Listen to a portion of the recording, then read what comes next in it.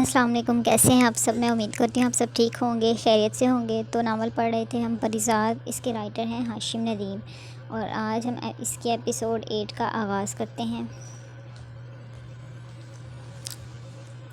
یہ اس بات کا اشارہ تھا کہ وہ لڑائی کے لیے تیار ہے۔ تماشائیوں کی تالیوں، سیٹیوں اور شور سے کان پڑی آواز سنائی نہیں دے رہی تھی۔ ماریا نے اپنے سر پر جمے سیاہ جالی کے نقاب والے ہیٹ کو ذرا سا سلکا کر ان تینوں کو سلام کیا اور اپنے ہاتھوں میں پکڑا دوسرا سرخ گلاب اپنے محبوب پر نچھاور کر دیا۔ ٹھیک اسی لمحے میری نظر اکھاڑے میں دوسری جانب بیٹھے ایک شخص پر پڑی جو میری طرف ہی دیکھ رہا تھا۔ اس نے میری طرف دیکھ کر ہاتھ ہلایا اور تعظیم سے سر جھکا کر سلام کیا۔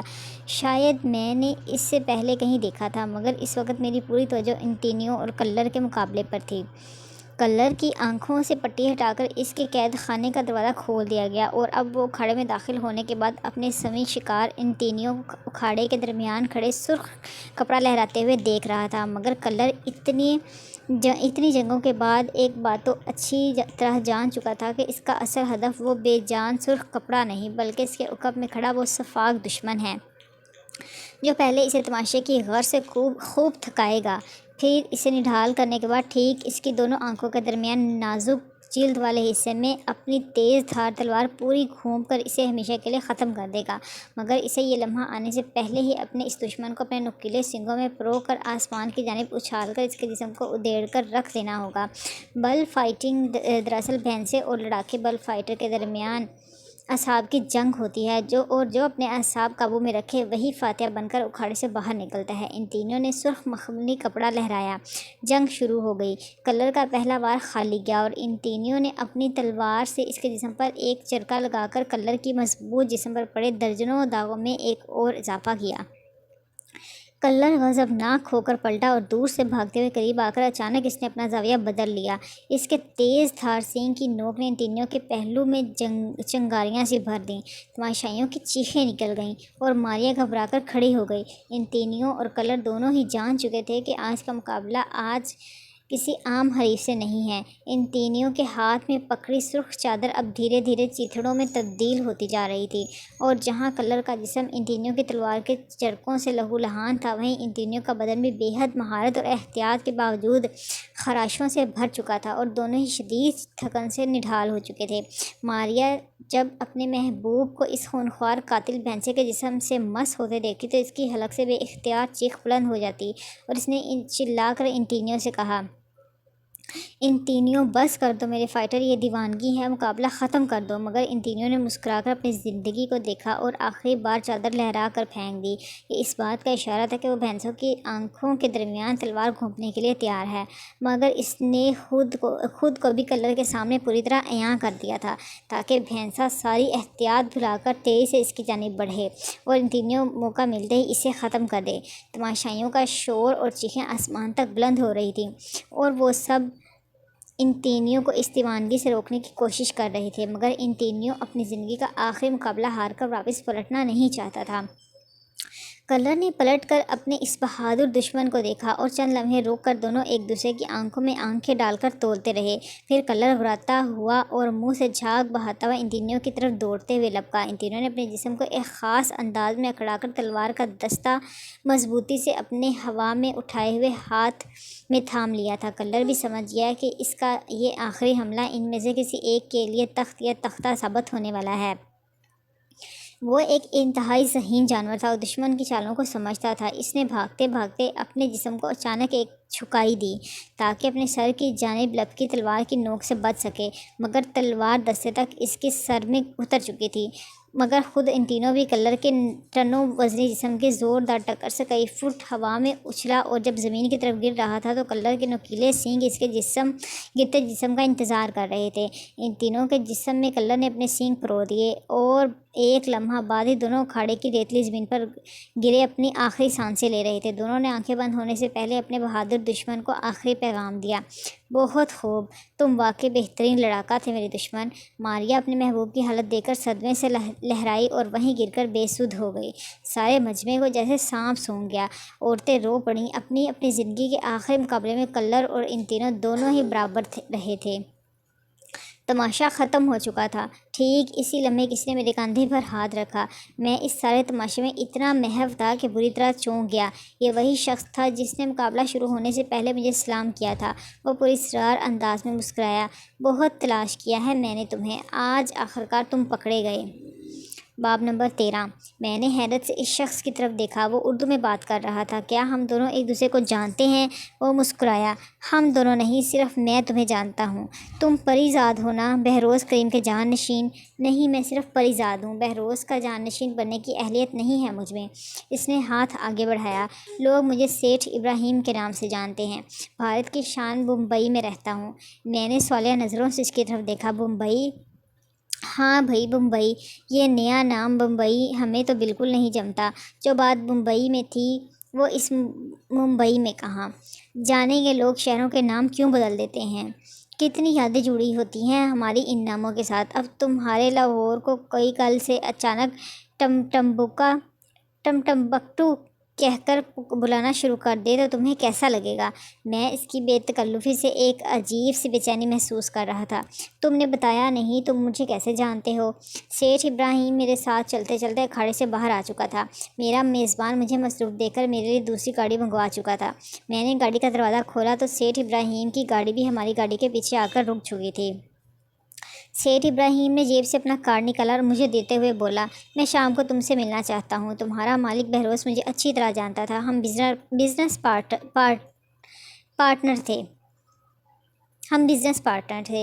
باقی باتیں شام کو ہوں گی۔ سیٹھ ابراہیم نے مجھے ایک نئی الجھن میں مبتلا کر دیا تھا۔ شام کو سوئمنگ پول کے کنارے بچھی کرسیوں پر وہ مجھ سے پہلے موجود تھا۔ میں نے براہ راست مدعے کی بات کی۔ ہاں بولو سیٹھ ابراہیم، تمہیں مجھ سے ایسا کیا خاص کام ہے؟ سیٹھ دھیرے سے مسکرایا۔ تم نے شاید غور سے میرا نام نہیں سنا۔ مجھے ابراہیم کہتے ہیں۔ ممبئی کی فلم انڈسٹری میرے دم سے چلتی ہے۔ میں زیادہ تر دبئی میں ہی رہتا ہوں۔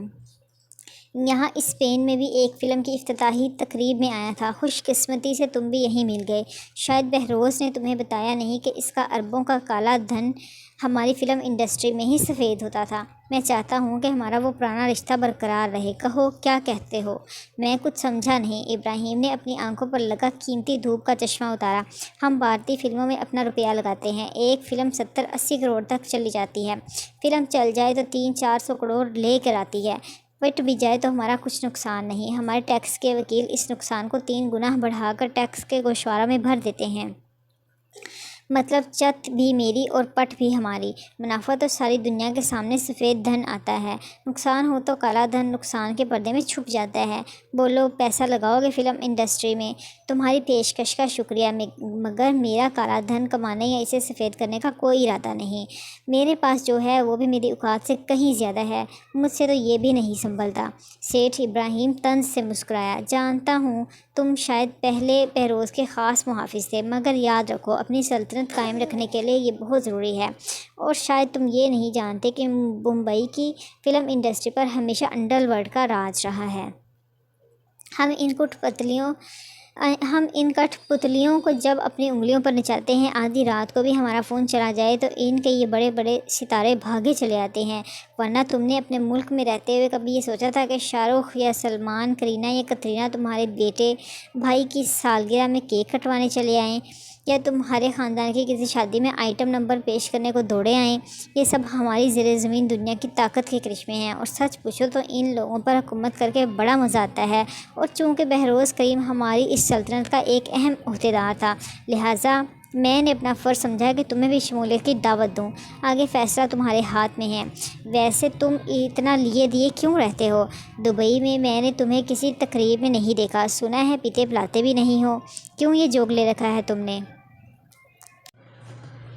میں دھیرے سے مسکرایا۔ شاید یہی جوگ میرا مقدر ہے، اور میں سچ کہہ رہا ہوں۔ مجھے کسی سلطنت یا رتبے کی کوئی خواہش نہیں۔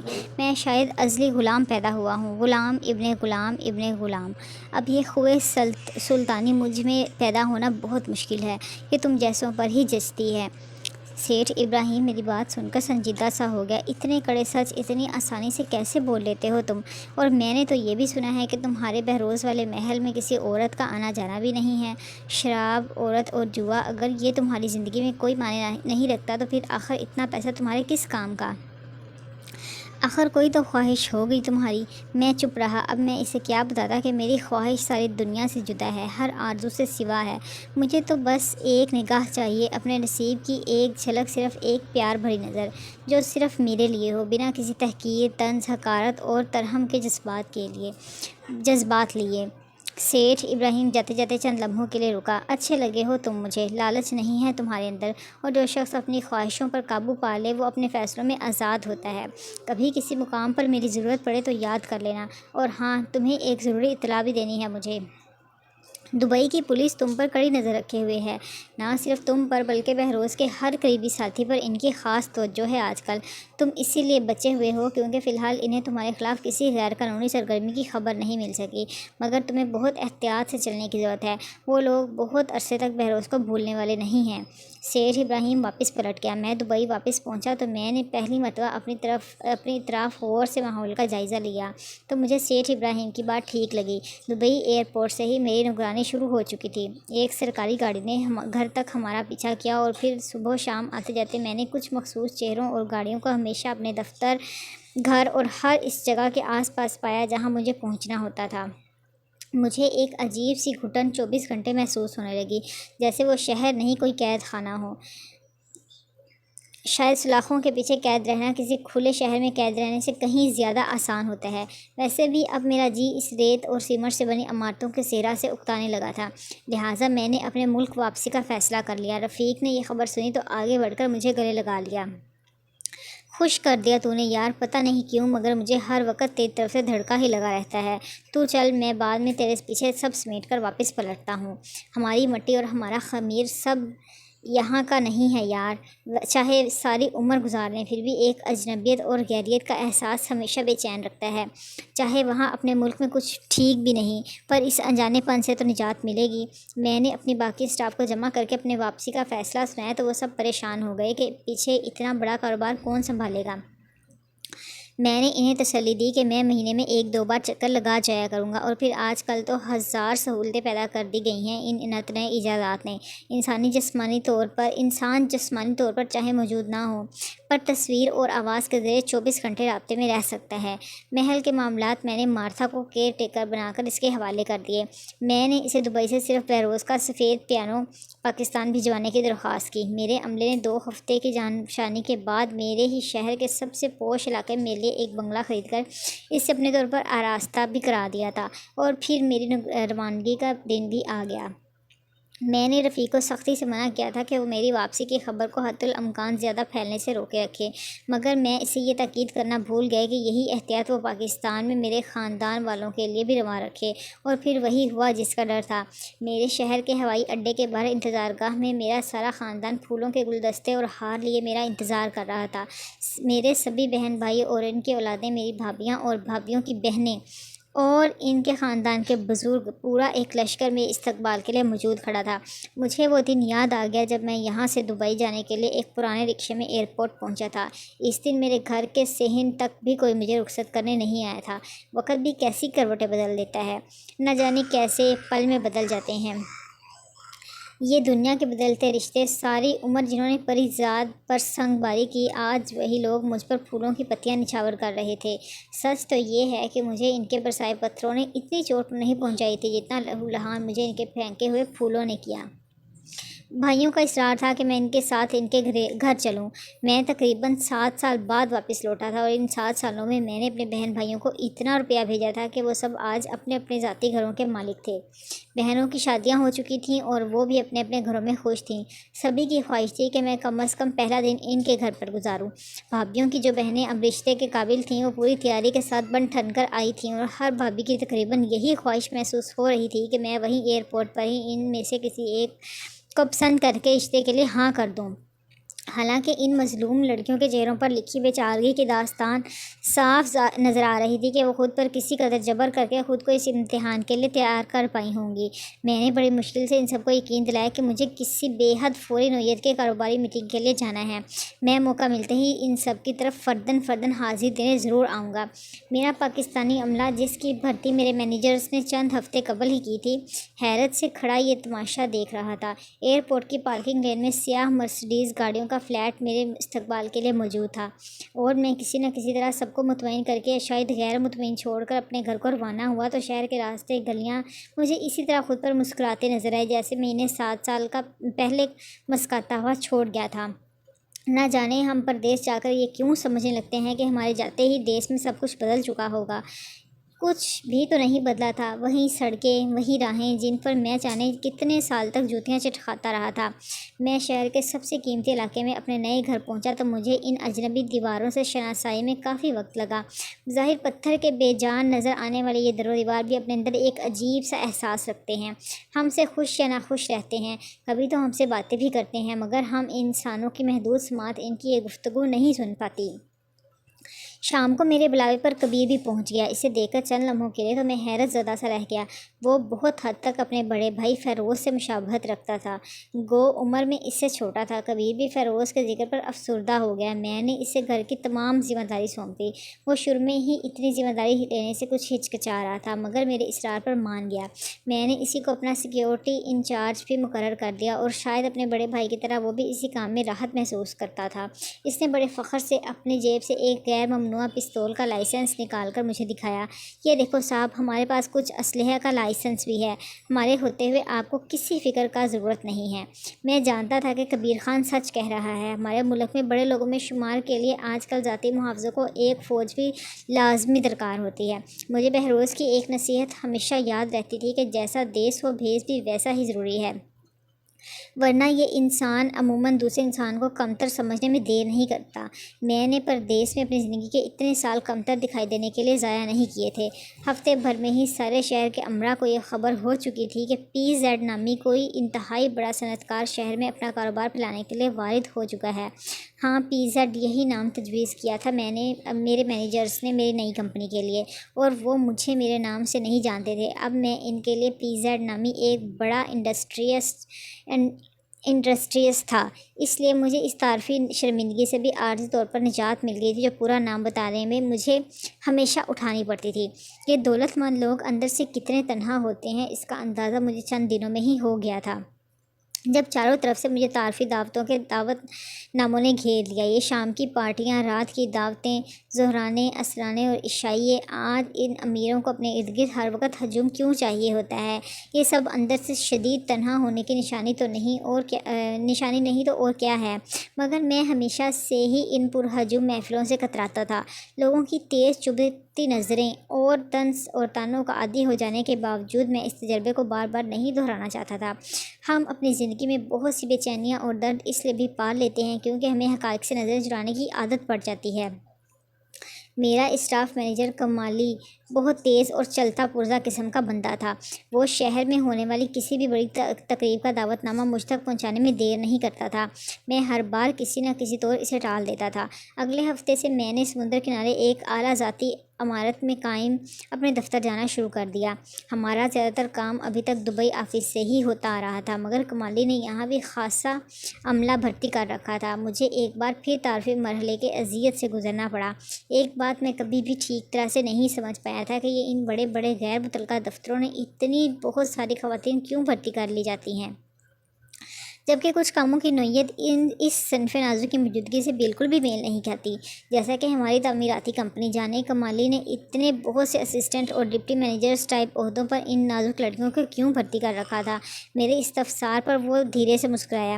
ساری بات حسِ لطافت کی ہے سر، وہ انگریزی میں ایستھیٹک سینس کہتے ہیں۔ ویسے بھی ریسرچ نے ثابت کیا ہے کہ جن دفاتر میں خواتین مردوں کے شانہ بشانہ کام کرتی ہیں وہاں کے مرد ورکرز زیادہ ذمہ داری کے ساتھ کام کرتے ہیں، لباس اور اوقات کار کا بھی خیال رکھتے ہیں سر جی، وہ دفتر کا ماحول بھی خوشگوار رہتا ہے۔ میرا جی چاہا کہ میں کمالی سے پوچھوں کہ اس نے دفاتر اور ان کے طریقہ کار پر ہونے والی سینکڑوں تحقیقات میں سے صرف اسی ایک ریسرچ کو نافذ العمل کیوں سمجھا؟ مگر میں چپ رہا۔ دفتر میں کام کرنے والی خواتین اور لڑکیاں بھی پہلی بار مجھے دیکھ کر تذبذب کا شکار ہوئیں، جو میرے لیے ہر عورت کا خاصہ تھا، مگر میں اس کمپنی کا مالک تھا اور ان کی مجبوری تھی کہ وہ میرے احترام میں کھڑی ہو جائیں اور مجھ سے بات کرتے وقت ان کے ہونٹوں پر ایک مصنوعی مسکراہٹ جمی رہے۔ کمالی نے میرے آنے سے پہلے ہی میرے لیے ایک تیز ترار سی لیڈی سیکرٹری کا بندوبست کر رکھا تھا، جسے میں نے پہلے دن ہی کسی ڈپٹی مینیجر کے سیکشن میں منتقل کر دیا۔ وہ کمالی کو ہی اپنا پی اے بھی مقرر کر دیا۔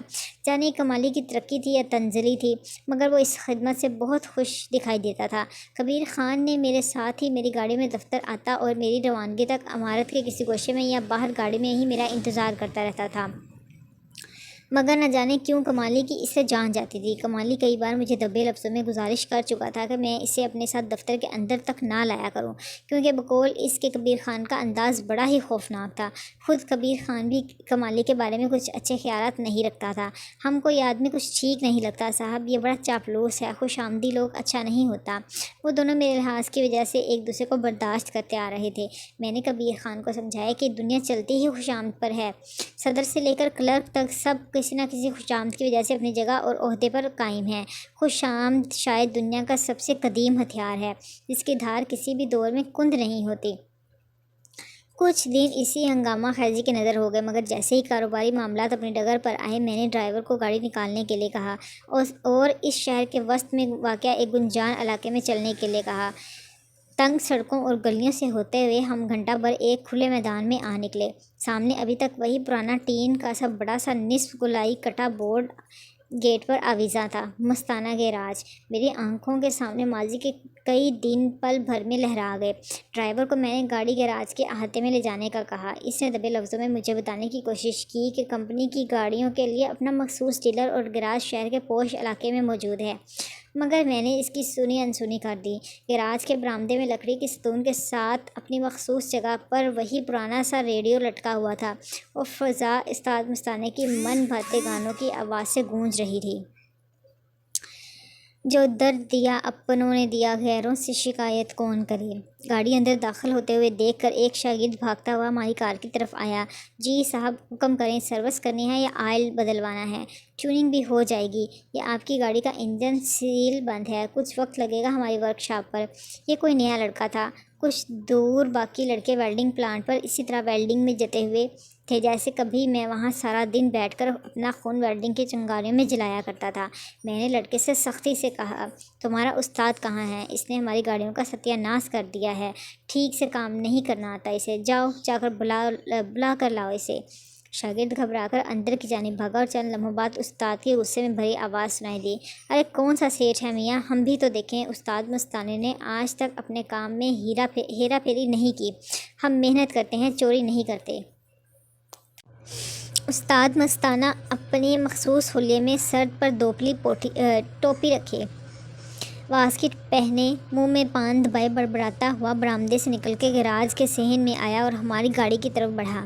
میں نے ڈرائیور اور کبیر کو گاڑی سے نکل کر گیراج کے اندر ہی بیٹھے رہنے کا کہا اور خود نیچے اتر آیا۔ میری آنکھوں پر دھوپ کا چشمہ تھا جسے میں نے اتار کر اپنے کوٹ کی جیب میں رکھ لیا۔ مستانہ استاد بے خیالی میں غصے سے بھرا میری طرف بڑھا۔ میں دوسری جانب منہ موڑ کر کھڑا ہو گیا اور غصے سے بولا، کیوں استاد مستانہ، یہ گیراج ہے یا ہیرا پھیری کا اڈہ؟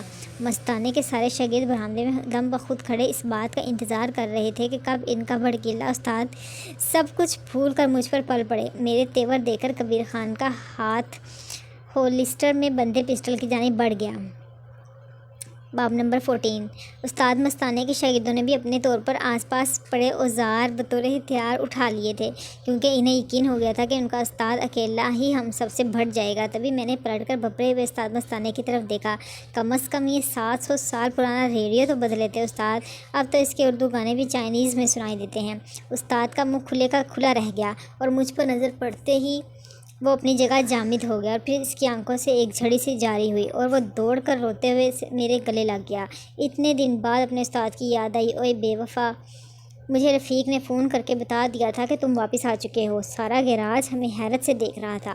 پھر چند پرانے شاگردوں نے بھی مجھے پہچان لیا اور ہمارے ارد گرد ایک جمگٹا سا لگ گیا۔ استاد نے بڑی مشکل سے انہیں ڈانٹ کر کام پر لگا دیا، مگر وہ سب بہانے سے میری کار کے گرد چکر کاٹتے رہے۔ وہ سب جان چکے تھے کہ آج تک میں بھی انہی میں سے ایک تھا، مگر آج میں ان کے سامنے ان کے خوابوں کی تعبیر بنا کھڑا تھا۔ ہم کمزور اور بے بس انسان جنم سے لے کر وفات ہونے تک یہی تو کرتے رہتے ہیں، اپنے خوابوں کا پیچھا، ان خوابوں کو سچ کرنے کی دھن، مگر ہمارے حصے میں تعبیریں بھلا کب آتی ہیں؟ وہ کوئی اور ہوتے ہیں جن کی خواب تعبیر پاتے ہیں۔ ہم تو ساری زندگی اپنے جھوٹے سچے خوابوں کے پیچھے بھاگتے گزار دیتے ہیں، یا پھر کسی دوسرے کی کامیابی میں اپنے خوابوں کی تعبیر دے کر خوش ہو جاتے ہیں۔ مگر گراج کے یہ معصوم لڑکے یہ بات نہیں جانتے تھے کہ جو آج میں تھا وہ کبھی میرا خواب نہیں تھا۔ میں نے تو بہت چھوٹا سا خواب دیکھا تھا، بہت معصوم سا سپنا تھا میرا، مگر اس کی تعبیر پانے کے لیے مجھے جانے کتنے طویل راستوں سے گزرنا باقی تھا، مگر منزل ابھی تک لاپتہ تھی۔ شاید ہر انسان کا مقدر اپنے خوابوں کو کسی اور کے لیے تعبیر ہوتے ہوئے دیکھتا ہے، اس کا اپنا خواب سدا خواب ہی رہ جاتا ہے۔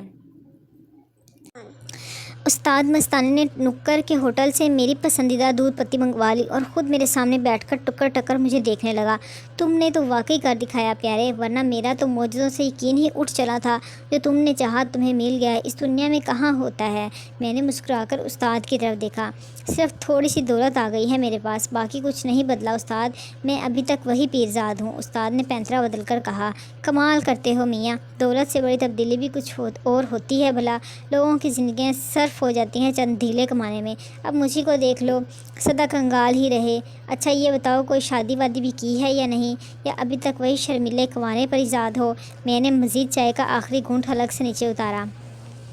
مجھ سے بھلا کون شادی کرے گی استاد، اور پھر شاگرد بیاہ کر لے اور اس کا استاد کنوارا رہے، یہ کہاں کا دستور ہے؟ استاد نے کانوں کو ہاتھ لگایا۔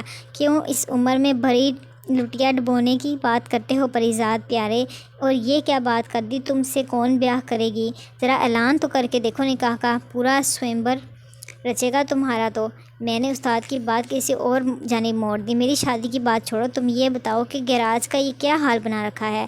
لگتا ہے برسوں سے رنگ و روغن نہیں کروایا، کام والی گاڑیاں بھی اکا دکا کھڑی نظر آ رہی ہیں صحن میں، یہ سب کیا ہے؟ استاد نے میری بات ٹالنے کی کوشش کی۔ کچھ نہیں، دھندے میں تو بھلا مندہ چلتا ہی رہتا ہے، تم سناؤ کیسی گزر رہی ہے؟ اتنے میں چائے کے برتن اٹھانے والے لڑکے نے ہماری بات سن کر راز ہی کھول دیا۔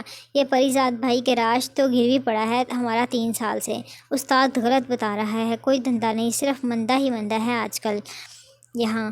استاد نے بری طرح سے اس شاگرد کو جھاڑ پلائی۔ کم بخت، تو باز نہیں آئے گا بزرگوں کی باتوں میں دخل دینے سے، چل دفعہ ہو، جا کر اس 78-82 کرولا کی ڈنٹ نکال۔ 78-82 کرولا کی ڈنٹ نکال، شام تک مجھے گاڑی تیار چاہیے، ورنہ کھال ادھیڑ دوں گا تیری۔ لڑکا منہ بسورتا ہوا وہاں سے چلا گیا۔ میں نے استاد کی طرف دیکھا۔ یہ میں کیا سن رہا ہوں؟ استاد گیراج گروی پڑا ہے؟ کیوں؟ استاد نے ایک لمبی سانس بھری۔ اب کیا بتائیں میاں، پرانے مکینک اور گیراجوں کا کام ٹھپ ہو چکا ہے، گاڑیوں کے انجن اب سیل بند آتے ہیں، ٹیوننگ اور مرمت کمپیوٹر مشینوں پر ہوتی ہے، ٹائر بنا ٹیوب کے آتے ہیں، اور خراد کا کام اب ماڈرن مشین کرتی ہے۔ ہمارے پاس تو وہی چند پرانا کھٹارہ گاڑیاں آتی ہیں جن کا مزاج نئی مشینیں سمجھ نہیں سکتیں۔ خرچے تمہارے سامنے ہی تھے سارے، ایسے میں گیراج گروی نہ رکھتا تو کیا کرتا؟ مجھے اپنی فکر نہیں ہے، بس یہی سوچ کر پریشان رہتا ہوں کہ گیراج کی کرکی یا نیلامی کے بعد نیا مالک کہیں ان بچوں کو یہاں سے بے دخل نہ کر دے۔ تم تو جانتے ہو ان سب کے گھر انہی کے دم سے چلتے ہیں۔ کئی دفعہ ان سے کہا ہے کہ کم بختو، جاؤ جا کر کوئی نیا دھندا ڈھونڈو، پر یہ ہیں کہ یہاں سے ٹلتے ہی نہیں۔ میں چپ چاپ بیٹھا استاد کی ساری بات سنتا رہا۔ کس کے پاس گروی رکھا ہے یہ گیراج تم نے؟ استاد نے بے چارگی سے میری طرف دیکھا۔ ہے اسی علاقے کا ایک